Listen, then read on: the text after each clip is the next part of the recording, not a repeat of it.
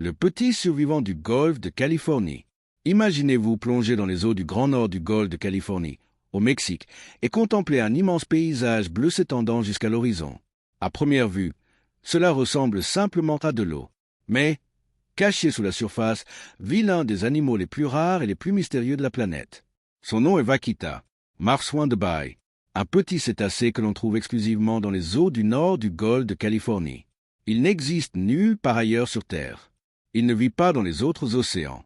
Elle ne possède pas de population répartie dans différents pays. Toute l'histoire évolutive de cette espèce est liée à une petite région marine du Mexique. Et c'est précisément pour cela que sa situation est si délicate. Le vaquita est considéré comme le plus petit cétacé du monde. Son corps compact peut atteindre environ 1,5 mètre de long, bien que les individus soient généralement plus petits.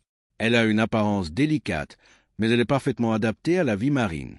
Son dos est gris, tandis que son dessous est plus clair. Autour des yeux, on observe une caractéristique extrêmement frappante, des taches sombres qui ressemblent à de petits masques. Ses lèvres présentent également des zones plus sombres, ce qui lui confère une apparence qui permet de le différencier des autres petits cétacés. Mais il y a une caractéristique encore plus importante. Le vaquita est extrêmement discret. Elle ne fait généralement pas de grands sauts. Elle ne reste pas longtemps à la surface. Il remonte généralement rapidement à la surface pour respirer et retourne à l'eau presque immédiatement. Pour un observateur de l'océan, il ne s'agirait peut-être que d'une petite perturbation à la surface. Une respiration. Une nageoire dorsale apparaît pendant quelques secondes. Et puis, plus rien. L'animal disparaît. Cette caractéristique a rendu le vaquita extrêmement difficile à étudier.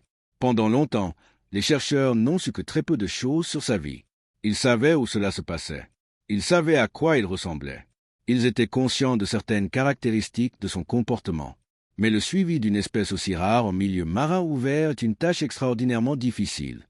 La situation s'est encore compliquée car le vaquita ne vit pas en eau profonde, loin des côtes. Elle préfère les eaux relativement peu profondes. Et c'est précisément dans ces mêmes eaux que se déroule une intense activité de pêche. C'est ici que commence l'une des histoires les plus marquantes de la conservation moderne. Pendant des milliers d'années, le vaquita a vécu dans le golfe de Californie sans subir la pression qui existe aujourd'hui. Leur environnement leur fournissait de la nourriture. Les eaux étaient productives, et l'espèce a réussi à survivre dans une région relativement restreinte. L'évolution a façonné son corps pour cet environnement. Son système d'écholocation lui permet de localiser des objets et des proies grâce à des sons à haute fréquence. Le vaquita émet des signaux sonores et interprète les échos qui lui sont renvoyés. C'est comme si cela produisait une carte acoustique de l'environnement. Cette capacité est cruciale car l'eau peut fortement limiter la visibilité. Dans l'océan, un animal doit comprendre son environnement sans se fier uniquement à sa vue. L'écholocation permet aux utilisateurs d'identifier les obstacles, de localiser les proies et de naviguer dans des eaux où la visibilité peut changer rapidement. Leur régime alimentaire se compose principalement de petits poissons, de calmars, de crustacés et d'autres organismes marins. Elle n'a pas besoin de chasser de grosses proies. Son corps était façonné pour capturer des animaux relativement petits présents dans son environnement. Le vaquita est également connu pour son comportement réservé. Contrairement à certains dauphins qui forment de grands groupes et interagissent constamment en surface, on la voit généralement seule ou en petits groupes. Ce mode de vie discret rend son observation encore plus difficile. Mais cela révèle aussi une adaptation importante. La vache n'a pas besoin d'attirer l'attention. Elle vit dans le silence. Il se déplace efficacement. Il remonte rapidement à la surface pour respirer. Et elle retourne aux profondeurs. Cette stratégie a fonctionné pendant une grande partie de son histoire. Mais ensuite, l'environnement a commencé à changer. La pêche commerciale et artisanale a augmenté. Les filets maillants ont envahi les eaux où vit le vaquita. Ces filets sont conçus pour attraper des poissons. Le problème, c'est que le vaquita ne peut pas en comprendre certains à temps. Il peut rester coincé en nageant. Lorsque cela se produit, le filet l'empêche de remonter à la surface pour respirer. Le résultat peut être fatal en quelques minutes seulement. Et cette menace est différente de celle d'un prédateur naturel. Un prédateur fait partie de l'écosystème. Les proies peuvent développer des stratégies d'évasion. Mais un filet de pêche est une structure artificielle. Elle n'existait pas au cours de l'évolution de l'espèce. Le vaquita n'a pas eu des millions d'années pour développer une réponse adéquate à ce danger. C'est une menace qui se crée à un rythme beaucoup plus rapide que celui auquel l'évolution peut s'adapter. Et cela explique pourquoi la population a chuté si drastiquement. La situation a atteint un point tel que le vaquita est passé du statut d'espèce peu connue à celui de l'un des plus grands symboles mondiaux de la conservation. Les chercheurs ont commencé à utiliser du matériel acoustique pour tenter de détecter sa présence. Comme le vaquita produit de son décolocation, des appareils spéciaux peuvent identifier ces signaux sous l'eau. Cela a complètement changé notre façon d'étudier l'espèce. Même lorsqu'aucun animal n'est visible, les sons peuvent révéler la présence d'un vaquita à proximité. Chaque enregistrement acoustique devient une information précieuse. C'est comme entendre parler d'une espèce qui a presque disparu de la vue de l'homme. Et cette histoire a quelque chose de particulièrement triste. Le vaquita n'a pas disparu parce que son environnement a cessé de produire de la nourriture. Elle n'a pas disparu parce qu'elle a complètement perdu son habitat. Il n'a pas disparu parce qu'il a été vaincu par un prédateur naturel. Elle disparaît principalement parce qu'elle est capturée accidentellement par des équipements destinés à d'autres espèces. Cela transforme l'histoire en une question de choix humains. Si ces filets dangereux sont retirés de leur habitat, le vaquita aura peut-être encore une chance. Si la pêche continue d'utiliser des équipements qui causent leur mort, l'espèce pourrait disparaître. La différence entre ces deux avenirs est directement liée aux actions entreprises aujourd'hui. Au fond des eaux du golfe de Californie, une petite créature continue de nager. Son corps mesure un peu plus d'1 mètre. Son poids est bien inférieur à celui des grands cétacés. Mais son importance est énorme. Le vaquita représente une lignée unique, une espèce irremplaçable, une forme de vie qui a évolué exclusivement dans cette région. Et lorsqu'une espèce aussi restreinte commence à disparaître, la planète entière perd une partie de sa biodiversité. Le vaquita n'est pas seulement le plus petit cétacé du monde. Elle est aussi l'un des plus grands exemples de la façon dont une espèce peut disparaître silencieusement. Sans scène majeure, pas de rugissement, pas de confrontation, tout simplement en cessant d'apparaître, petit à petit, jusqu'au jour où il ne restera plus que le son de son écolocation. Et puis, peut-être même pas cela. Pour comprendre pourquoi la sauvegarde du vaquita est si difficile, il faut pénétrer dans l'environnement où il passe toute sa vie, le nord du golfe de Californie. C'est une région extrêmement productive. Les eaux peu profondes reçoivent des nutriments et abritent une grande variété d'organismes. Les petits poissons, les calmars, les crustacés et autres animaux marins forment un réseau trophique complexe. Pour le vaquita, cet environnement est pratiquement tout. Il n'entreprend pas de longues migrations océaniques.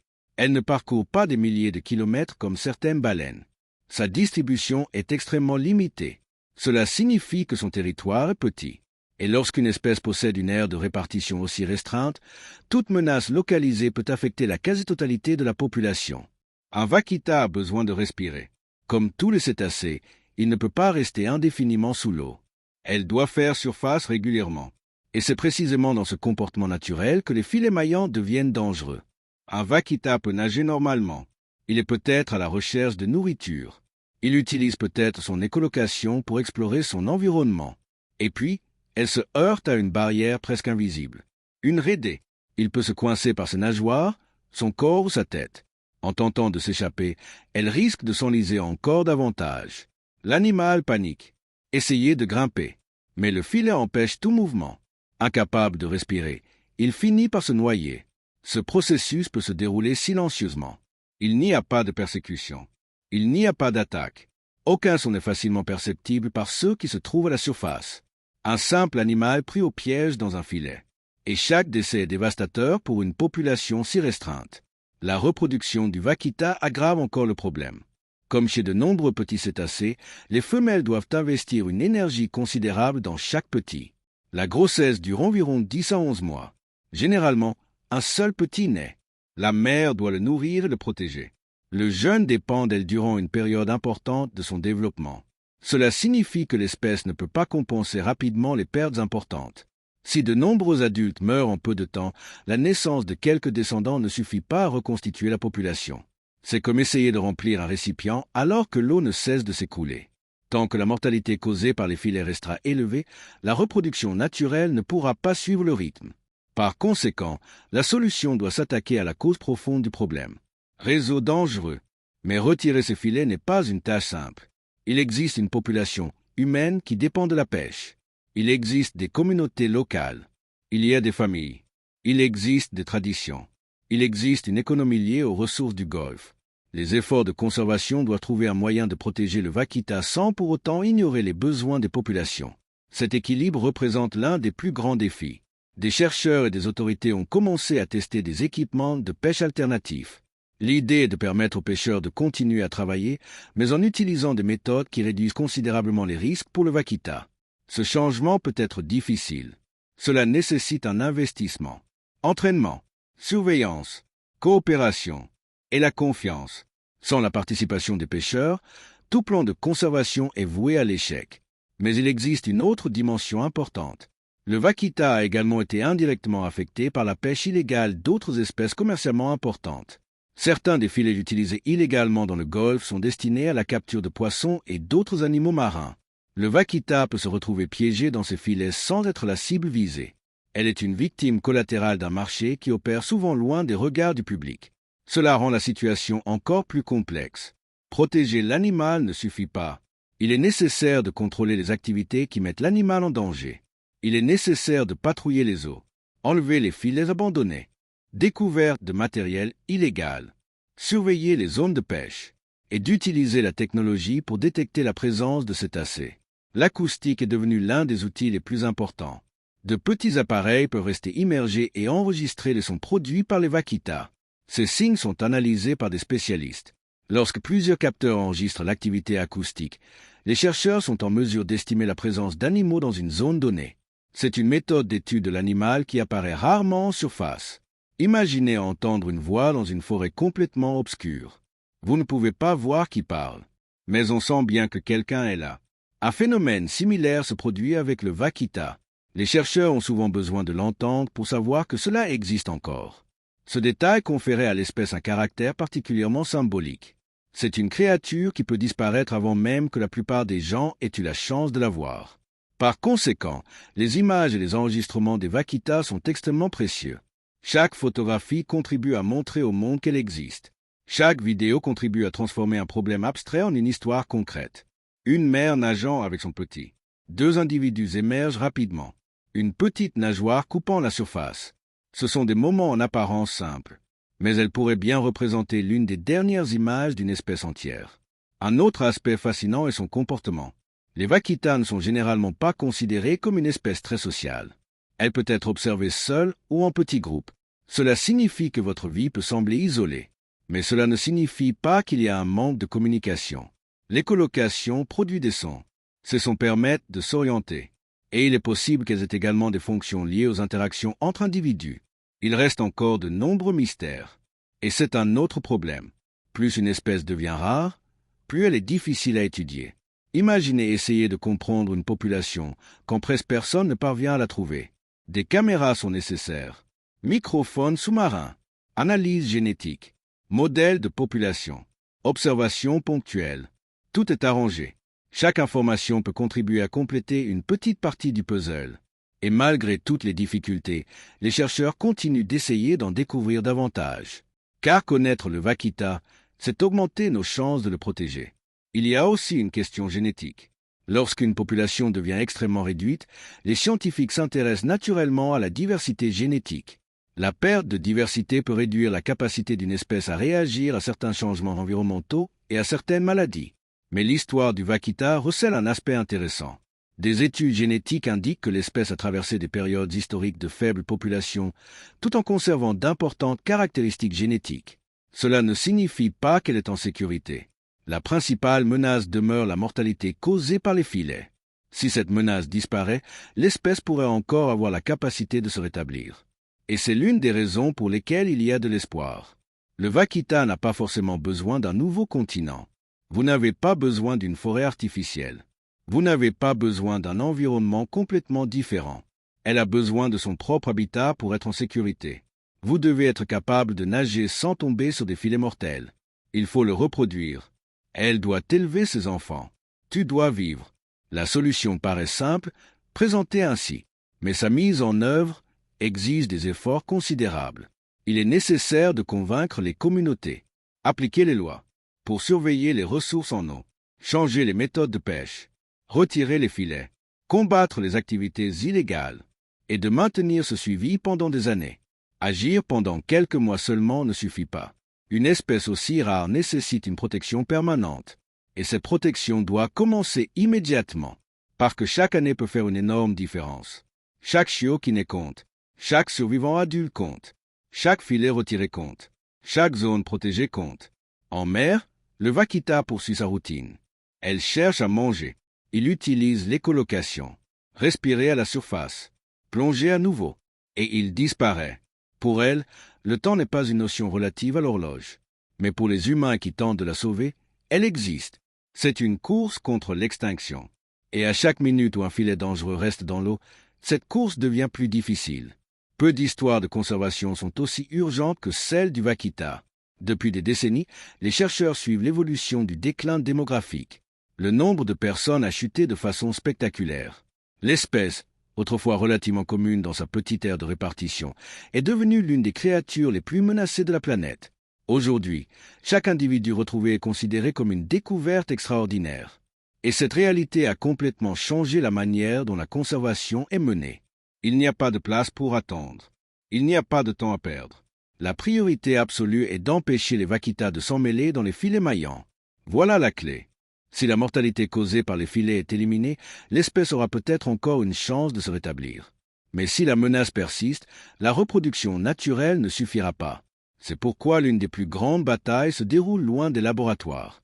Cela se produit en mer, en bateau, dans les communautés de pêcheurs, dans les zones où les réseaux sont utilisés, et dans les zones où une surveillance constante est nécessaire. Le retrait des filets dangereux est devenu l'une des actions les plus importantes. Des équipes spécialisées recherchent le matériel abandonné ou illégal. Lorsqu'ils trouvent un filet, ils doivent le retirer avec précaution. Un réseau unique peut continuer à représenter un danger même après son abandon. Il peut rester en suspension ou piégé dans l'environnement. Les animaux continuent de découvrir la structure. Les poissons peuvent mourir. Les tortues peuvent se retrouver piégées. Et un vaquita peut être capturé. Par conséquent, supprimer un réseau revient à supprimer une menace entière pour l'écosystème.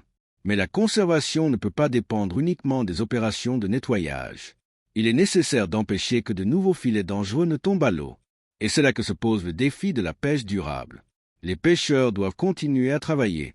Les familles doivent continuer à percevoir des revenus. Les communautés doivent continuer d'exister.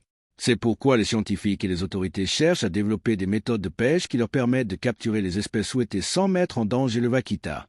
L'utilisation d'équipements alternatifs peut réduire considérablement les prix accessoires. Mais son adoption doit être surveillée. Une formation est nécessaire. L'accès à l'équipement est requis. Des incitations économiques sont nécessaires. Et une surveillance est nécessaire. Sans ces éléments, même une bonne technologie peut rester inutile. La conservation du vaquita dépend également de la lutte contre la pêche illégale. Ce problème est particulièrement grave car certaines activités illégales peuvent exercer une forte pression sur l'écosystème. Les filets interdits sont jetés à l'eau. Les patrouilles doivent les localiser. Le matériel doit être confisqué. Ces zones doivent être surveillées. Et les lois doivent être appliquées. La protection du vaquita nécessite une combinaison de science, de mesures coercitives et de participation sociale. Aucune de ces pièces ne fonctionne seule. La science peut identifier le problème. La technologie permet de le surveiller. Les autorités ont le pouvoir d'établir des règles. Mais les communautés doivent participer. Sans cela, la conservation ne sera pas durable. Des efforts extraordinaires sont également déployés pour suivre le rythme de la croissance démographique. Les chercheurs utilisent des capteurs acoustiques disséminés dans tout l'habitat. Ces appareils enregistrent les sons d'écholocation produits par les vaquitas. Les données sont analysées pour déterminer où se trouvent les animaux. Cela nous permet de suivre la répartition et d'observer les changements dans la présence de l'espèce. Cette technologie fonctionne comme un réseau d'écoute sous-marin. Au lieu de rechercher directement l'animal, les chercheurs recherchent sa signature acoustique.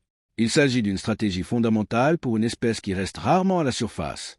Il existe aussi des expéditions visuelles. Des chercheurs explorent la région en bateau. Ils observent attentivement la surface. Ils recherchent les moindres ondulations, palmes, respiration, mouvements rapides. Parfois, après des heures ou des jours de recherche, un vaquita apparaît. C'est un moment extraordinaire. Un petit cétacé émerge, respire, montre une partie du corps, et il disparaît à nouveau. Quelques secondes. Mais ces quelques secondes peuvent fournir des informations essentielles. L'équipe peut ainsi observer si l'animal est en bonne santé, si vous êtes un adulte, si vous êtes accompagné, s'il y a un chiot. Et chaque observation contribue à comprendre l'état de la population. La naissance des chiots est particulièrement importante. Lorsqu'une mère est observée accompagnée d'un jeune enfant, cela confirme concrètement que la reproduction est toujours en cours. Cela signifie que l'espèce a encore la capacité de produire de nouvelles générations. Et c'est l'une des principales raisons de ne pas abandonner. Le vaquita peut encore se reproduire. On peut encore trouver de la nourriture. Il utilise toujours son habitat. Elle existe toujours. Mais la fenêtre d'opportunité est étroite. Plus la population est petite, plus la vulnérabilité est grande. Et plus la menace persiste, plus le risque est grand. C'est pourquoi le vaquita est devenu un symbole mondial d'une question très importante. Jusqu'où sommes-nous prêts à aller pour sauver une espèce que presque personne ne connaît? La réponse doit être plus que de simples mots. Cela doit se traduire par des actes. Protection, surveillance, changement de pratique, recherche, éducation, coopération et l'investissement. Parce qu'on ne peut pas demander à la nature de résoudre un problème que nous avons nous-mêmes créé. La vache n'a pas choisi les filets. Il n'a pas choisi la pêche industrielle. Il n'a pas choisi le commerce illégal. Il n'a pas choisi de transformer son environnement. Elle a tout simplement continué à vivre. Et maintenant, il lui faut de l'espace pour continuer. Son histoire montre aussi comment l'extinction moderne peut se produire silencieusement. Il n'est pas forcément nécessaire qu'il y ait une catastrophe majeure.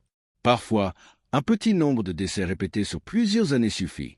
Un réseau, puis un autre, un animal perdu, puis un autre, et un autre, jusqu'à ce que toute une population atteigne son point de rupture. Ce processus peut se dérouler sans même que le monde s'en aperçoive. C'est précisément pour cela que le vaquita est si important. Cela nous montre le danger d'une extinction silencieuse. Cela montre qu'une espèce peut disparaître alors que la plupart des gens ignorent même son existence. Mais il existe une différence entre le vaquita et les espèces qui ont déjà disparu. La vache est toujours là. Il y a encore une chance. Il reste encore des animaux. Il reste encore des chiots. Des sons ont encore été enregistrés par l'équipement. Il existe encore des eaux calmes où il peut vivre. Et tant qu'il y aura une population survivante, il y aura quelque chose à protéger. La reprise ne sera pas rapide. Même si les réseaux dangereux sont éliminés immédiatement, il faudra du temps pour que la population augmente. Les chiots doivent naître, grandir, survivre, jouer, et pour créer de nouvelles générations. La nature n'agit pas au rythme de l'information. Cela ne fonctionne pas au rythme biologique. Il est donc nécessaire de maintenir sa protection pendant des années, peut-être des décennies. L'objectif n'est pas seulement d'empêcher la disparition du dernier vaquita. L'objectif est de permettre à l'espèce de retrouver une population capable de survivre sans dépendre d'une intervention constante.